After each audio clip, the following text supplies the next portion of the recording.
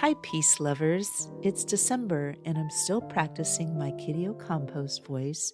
For these last couple of weeks of the year, I've gathered 17 holiday inspired public domain readings from writers like L. Frank Baum, Henry David Thoreau, and Charles Dickens. It's a bit quirky, I know, but so is Kitty, and so is the new Peace podcast series arriving right here on New Year's Day, the Peace Experiments, Experiment Zero. A humming government facility, a skeptical fact-checking goat, and a classroom full of teens collide when reporter Kitty Ocampos begins investigating the myths that keep peace just out of reach. The peace experiments explore what happens when young people finally ask the questions adults avoid. And perhaps you've been hearing the Next Peacelands here on the podcast. We'll be returning soon to the practice of holding peaceful intention for the specific war zones and the countries that supply weapons to them. But during this stretch of Kitty Reed's Holiday Lit for Peace, the Next Peacelands will simply offer the names of some of the spiritual organizations working quietly and steadily for peace. You can add your own peace intentions to their hopeful rivers of peace if you choose to stay through the end of this episode. As always, the creative books and projects I make for peace can be found at aviskalfsbeek.com, and the music for the Next Peacelands comes from the talented Javier Peque Rodriguez. Joy and peace to you and yours, and to the world. Now over to Kitty. Today's reading comes from Charles Dickens, long before he wrote A Christmas Carol, back when he was still experimenting with how to mix humor, morality, and the cold bite of an English writer. He published the story of the Goblins Who Stole a Sexton in 1836 as part of the Pickwick Papers. As you can feel, Dickens trying out the very tools he'd later use to reshape how the world thought about Christmas itself. Dickens grew up under real hardship. His father sent to debtor's prison, his own childhood cut short by factory work, and he never forgot how poverty exposes both the cruelty and the kindness inside a society. By the time he wrote this story, he had learned to wrap serious questions in lively scenes, using the supernatural not for cheap scares, but to shine a clear light on human behavior.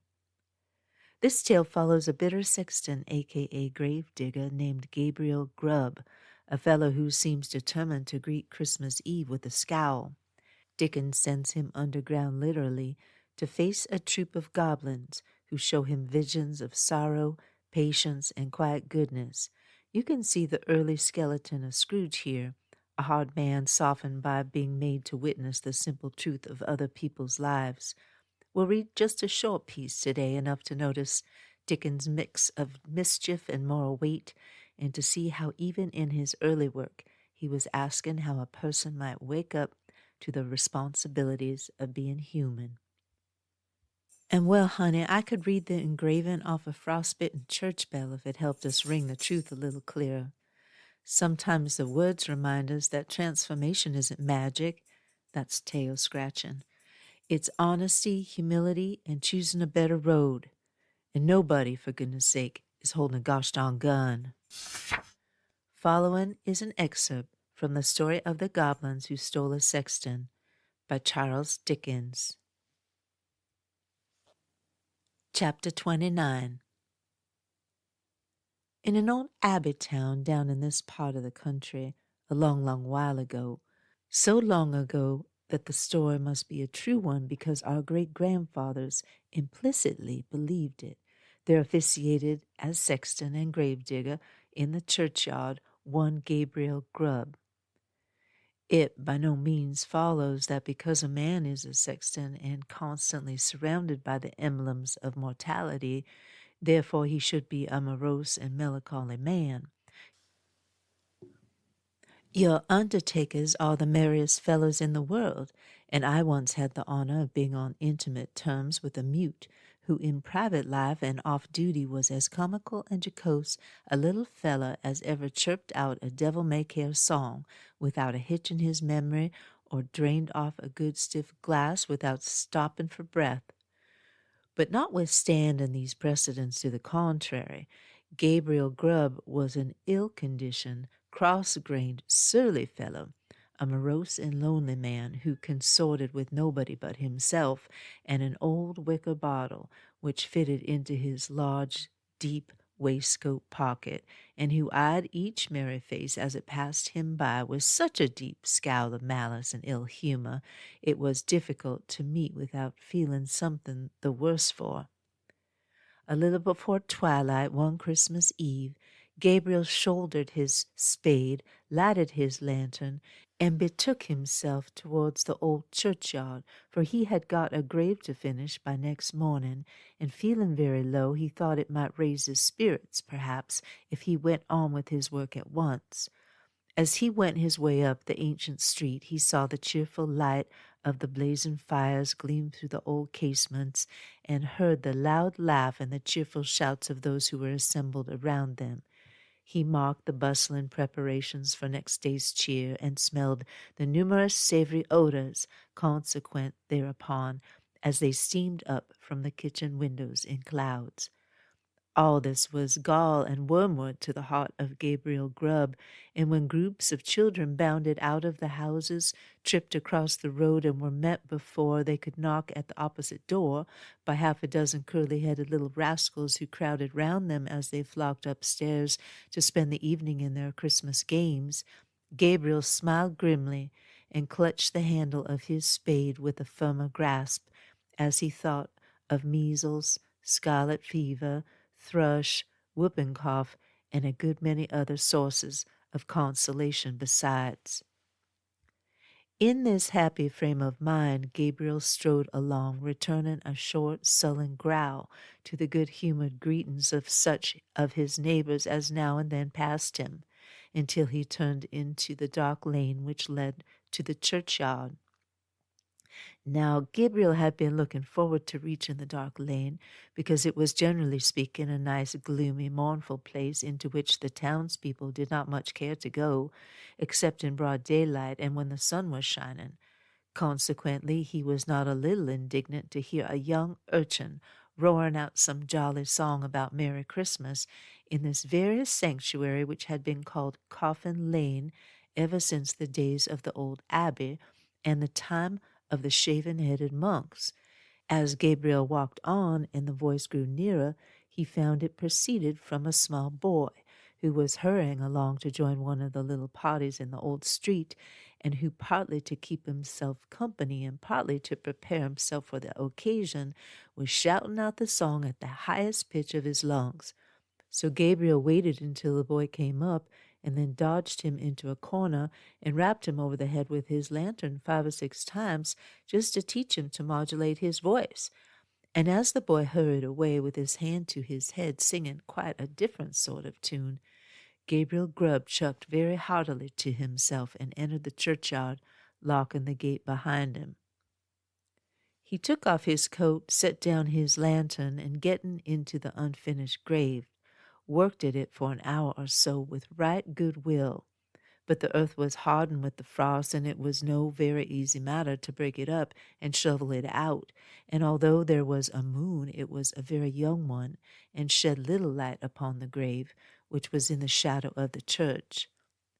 At any other time these obstacles would have made Gabriel Grubb very moody and miserable, but he was so well pleased with having stopped the small boy's singing that he took little heed of the scanty progress he had made, and looked down into the grave when he had finished work for the night with grim satisfaction, murmuring as he gathered up his things, "Brave lodging for one, brave lodgings for one, a few feet of cold earth when life is done, a stone at the head, a stone at the feet, a rich juicy meal for the worms to eat, rank grass overhead and damp clay around, brave lodgings for one, these in holy ground." "Ho, ho!" laughed Gabriel Grubb as he sat himself down on a flat tombstone which was a favourite resting place of his, and drew forth his wicker bottle. "A coffin at Christmas, a Christmas box, ho, ho, ho!" "Ho, ho, ho!" repeated a voice which sounded close behind him. Gabriel paused in some alarm in the act of raising the wicker bottle to his lips, and looked around. The bottom of the oldest grave about him was not more still and quiet than the churchyard in the pale moonlight.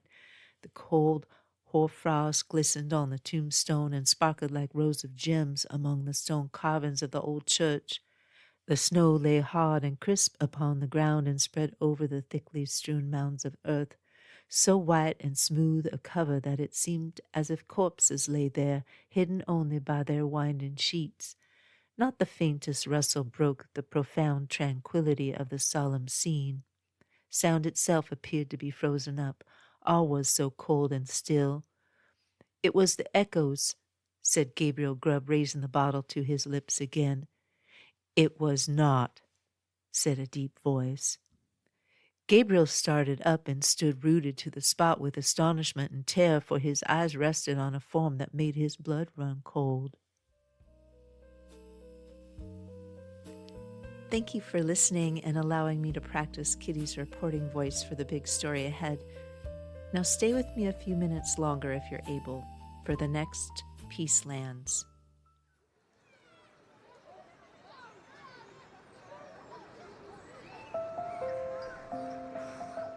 Following is a special holiday edition of the Next Peacelands, where we pause on listing the war zones and weapons suppliers.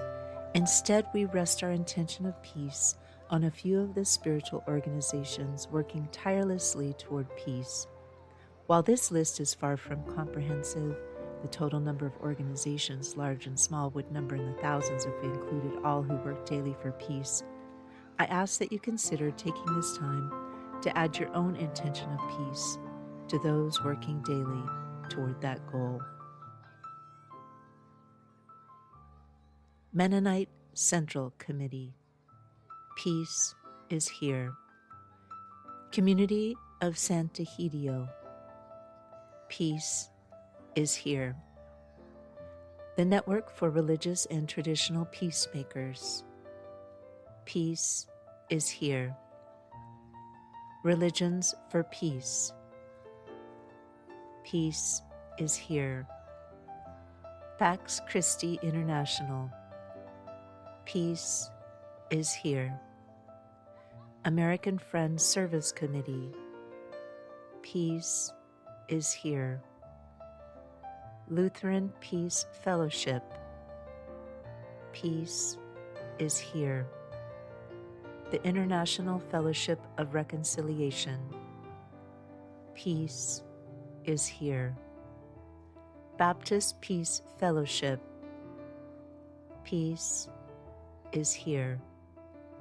Community Peacemaker Teams. Peace is here. Episcopal Peace Fellowship. Peace is here.